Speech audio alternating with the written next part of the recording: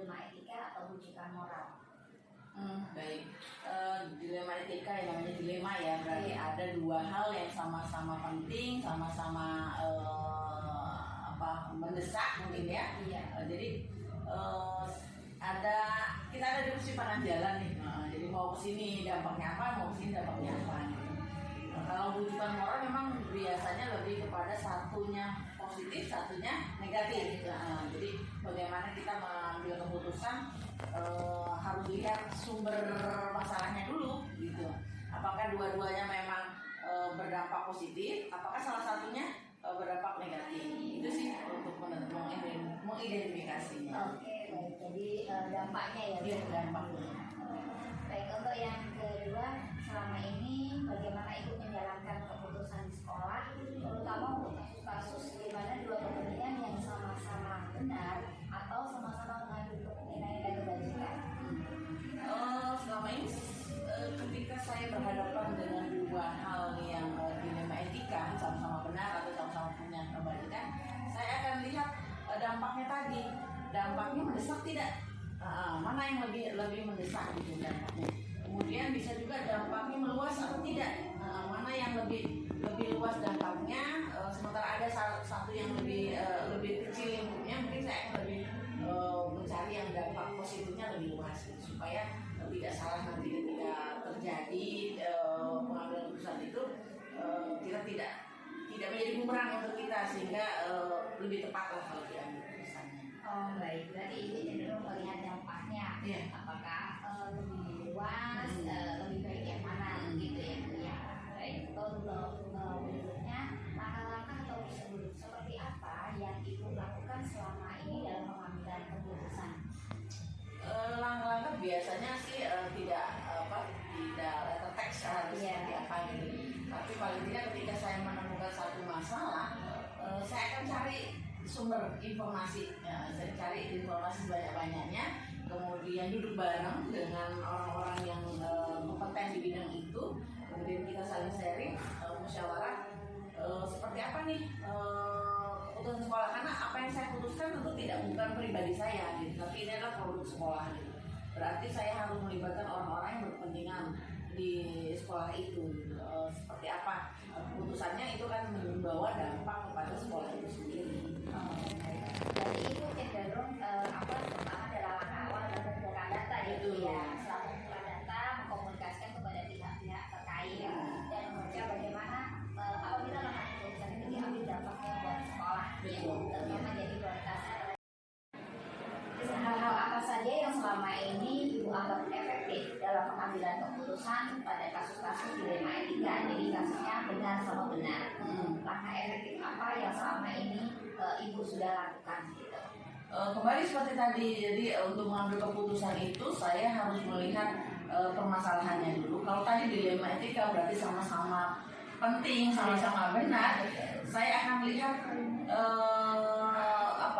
keluasan dampak tadi, kemudian kecepatan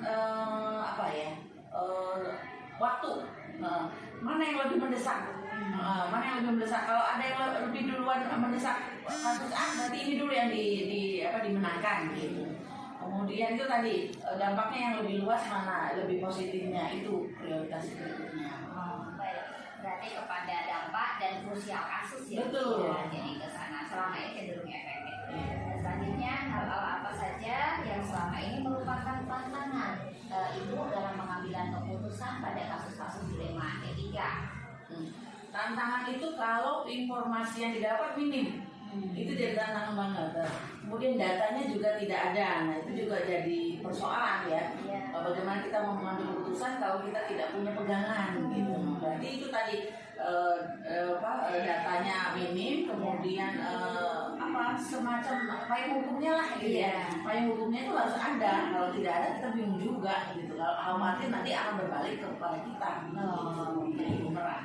Gitu, berarti tantangannya adalah selama ini data yang minim begitu ya Bu, data dan yang minim serta perlunya payung hukum di situ. Apakah pernah Ibu memiliki jadwal tertentu dalam penyelesaian kasus dilema etika atau mengalir begitu saja selama ini? Kalau kalau jadwal enggak ya, tidak ada. Karena masalah itu kan tiap hari memang ada masalah. Penyelesaiannya tidak pakai jadwal, tapi artinya mana yang penting untuk diselesaikan saat ini yang harus ada hari ini. Sebisa mungkin, secepat mungkin masalah diselesaikan. Tapi kalau memang ada dua masalah yang tadi dilema etika, yang ini harus duluan nih karena menyangkut waktu, misalnya ada timelinenya gitu, berarti ini harus diselesaikan duluan. Kalau ini masih bisa besok atau pekan depan, berarti ini belakangan gitu. Kalau jadwal sih nggak ada, cuma itu tadi kepentingan waktunya gitu. Mana yang lebih mendesak, itu yang duluan diselesaikan. Sebisa mungkin sih secepatnya selesai. Baik, berarti berdasarkan kebutuhan mana yang lebih penting itu yang menjadi skala prioritas, baik menyangkut waktu dan kepentingan mungkin. Baik.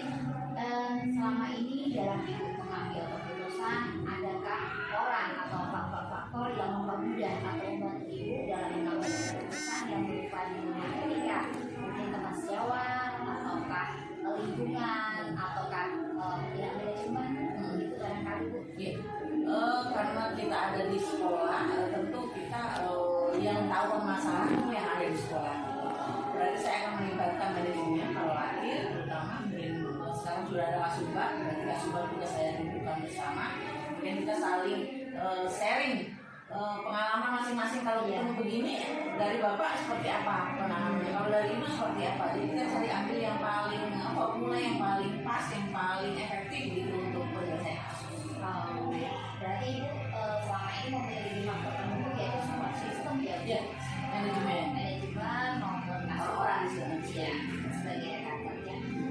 Pertanyaan terakhir Bu, dari semua hal yang telah ibu sampaikan, pembelajaran apa yang ibu ambil penting selama mengambil keputusan? Hal terpenting apa yang ibu sampaikan dari pembelajaran? Yang paling penting dalam mengambil keputusan itu satu, musyawarah. Musyawarah itu nggak bisa kita tinggalkan karena ini saya bertindak sebagai institusi, maka saya harus melibatkan orang-orang di institusi itu. Jadi musyawarah itu wajib hukumnya. Saya nggak bisa mengambil keputusan saya sendiri karena saya punya batas waktu di sekolah ini gitu. Jangan sampai keputusan saya kemudian tidak disetujui oleh orang-orang di sekolah ini, ketika saya keluar kan tidak lagi berguna. Jadi harus diketahui oleh orang-orang di sekolah ini sehingga kalau memang bermanfaat akan dilanjutkan terus. Berarti poin utama yang ibu ambil dalam mengambil keputusan adalah yang pertama adalah musyawarah, terus selanjutnya dikomunikasikan dengan orang-orang yang berada di dalam sekolah. Terima kasih Ibu atas bantuannya. Ibu sudah berkenan untuk menjadi narasumber untuk tugas saya. Kurang lebihnya mohon maaf. Terima kasih Bu atas waktunya. Terima kasih Bu Rinti sudah hadir di sini mewawancarai saya. Satu kehormatan untuk saya bisa dibantu Bu Rinti. Semoga sukses IDP-nya.